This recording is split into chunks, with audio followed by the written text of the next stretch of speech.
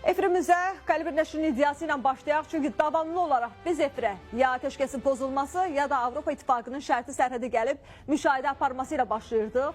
Qəlibir nəşri iddia edir ki, müharibə ehtimalı artıq qapıdadır. Ermənistan apreldə Azərbaycana qarşı müharibəyə başlamağı planlaşdırır. Nəşrin etibarlı mənbələrə istinadən yaydığı məlumatda qeyd olunur ki, faktlar və əldə edilən informasiyalar Ermənistanın Azərbaycanla sərhəddə təxribat xarakterli hərbi əməliyyatlara ciddi şəkildə hazırlaşdığını göstərir ki, bu da yeni eskalasiya təhlükəsini olduqca real edir. Xəbərdə qeyd olunur ki, Ermənistan artıq qarşıdurmanın yeni raunduna hazırlığını gizlətmir. Ötən həftə Ermənistan hökumətinin iclasında ehtiyatda olan hərbiçilərin növbəti toplanışının 1 aprel 13 gün tarixlərində keçiriləcəyi açıq şəkildə elan edildi.